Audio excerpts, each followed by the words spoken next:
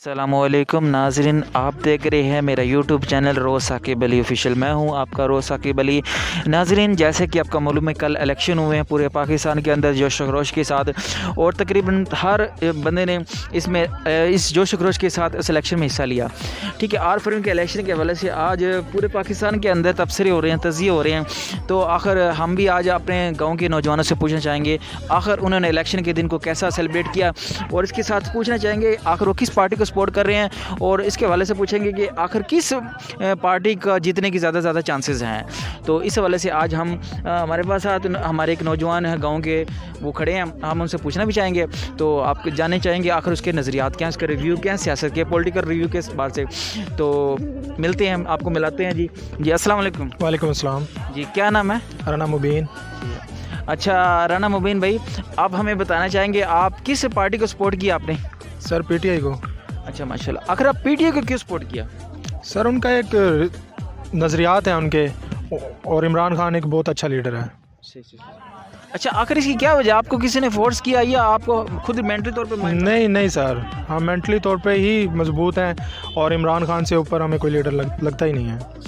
अच्छा, लोग कह रहे होते कि मियां नवाज शरीफ साहब ने जो काम करवाए हैं, जैसे कि लोग कहते हैं कि ओरेंट ट्रेन है, मोटरवे बनवाई है, कुछ ऐसे काम लोगों के नज़रियात में है, तो जिस वजह से वो लोग उसको मतलब वोट देते हैं, उसे सपोर्ट करना चाहते हैं, ठीक है ना, उसको अपना लीडर मानते हैं, और वो चाहते हैं कि मुस्तकबिल में वो ऐसे कारनामे, ऐसे काम करेगा जो मुल्क और खुशहाली के लिए और मुल्क की तरक्की के लिए कारगर साबित होंगे। आपका क्या नज़रिया है इस हवाले से? नहीं सर, ऐसा कुछ भी नहीं है। कर्ज़ ले के उन्होंने सब कुछ बनाया है, कर्ज़ ले के पाकिस्तान का तो भट्ठा बिठा दिया उन्होंने। तो ऐसे नहीं चाहिए हमें ना। ऑरेंज लाइन का क्या फ़ायदा है? आपको फ़ायदा है, मुझे फ़ायदा है। मेट्रो बनी हुई है मुल्तान में, मुझे कोई फ़ायदा नहीं है। मैं गला मंडी में जॉब करता हूँ, मुझे उसका कोई बेनिफिट नहीं है। मैं खुद 30 रुपये भर के जा रहा होता हूँ रक्शे में, तो मुझे तो उसका कोई फ़ायदा नहीं है। चंद लोगों के लिए यानी कि पूरे मुल्क को मकरूज़ करना, ये कहाँ की अक्लमंदी और कहाँ का इंसाफ है? अच्छा, आपका नज़रिया ये है कि मियां मोहम्मद नवाज शरीफ के जो कारनामे हैं, जो मतलब मोटरवे है, कुछ लोग कह रहे होते हैं कि यार मोटरवे बनने की वजह से काफ़ी सफ़र कम हो जाता है। क्या आपको कभी नहीं लगा कि आप कहीं गए हुए हैं, जैसे कि लाहौर है या किसी और सिटीज़ के अंदर, आपको नज़र आया कि वो मोटरवे हैं जो मियां मोहम्मद नवाज शरीफ की हुकूमतें बने हैं, तो उनसे कुछ फ़ायदा हो रहा है? सर फ़ायदा तो है, लेकिन ये भी तो देखें ना कि कर्ज़ कितना चढ़ गया है हमारे ऊपर। हमारे मुल्क की इमेज क्या है? छोटे छोटे मुल्क हम पे अटैक करना शुरू कर दिया है हम पे, तो ये भी तो देखें ना ज़रा। तो मुल्क की इज़्ज़त कहाँ चली गई? मुल्क से ऊपर तो कोई चीज़ नहीं है ना, ये भी तो सबसे पहले है ना। पाकिस्तान सबसे ऊपर है, तो इस चीज़ का तो वो नहीं है ना।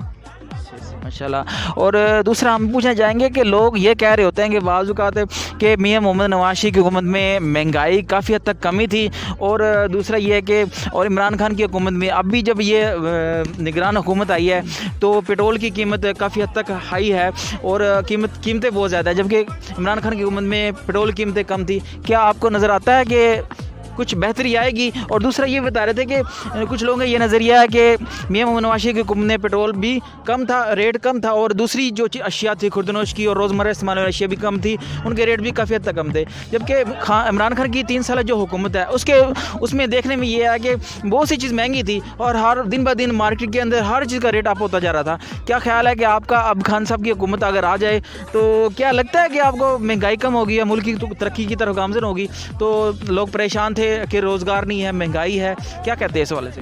देखें साकिब भाई, जब नवाज शरीफ की हुकूमत थी ना, तो चीज़ें सस्ती थी, इसमें कोई डाउट नहीं है। लेकिन इसमें नवाज शरीफ का कोई कमाल नहीं है। आलमी सतह पे ही चीज़ें सस्ती थी। जब इमरान खान की हुकूमत आई है, आते ही तो बेचारे को उसको कोविड ने घेर लिया था। मुल्क यानी कि पाबंदियों में लगा हुआ था। कितने दिन तो यहाँ वो चलता रहा है, लॉकडाउन चलता रहा। उसके बावजूद भी वो इकॉनमी भी बेहतर तरीके से चला रहा था, और गरीब आवाम को यानी कि वो 12,000 रुपये भी दे रहा था। पेट्रोल भी ठीक था, डॉलर भी नीचे था, हर चीज़ कंट्रोल में थी। जैसे ही पीडीएम की हुकूमत बनी है तो डॉलर कहाँ से कहाँ चला गया है, पेट्रोल कहाँ से कहाँ चला गया है। पिछले 1.5 साल से हम कहाँ से कहाँ पहुँच गए हैं। अच्छा चलें, बहुत अच्छे रिव्यू दिए आपने। और दूसरा बताते चले, आपसे पूछना भी ये था कि आप मुझे बताएंगे कि किस पार्टी की जीतने की चांसेस बहुत ज़्यादा हैं? आपका क्या नज़रिया है? सर सुबह तक तो ऐसे ही लग रहा था कि खान वापस आ जाएगा।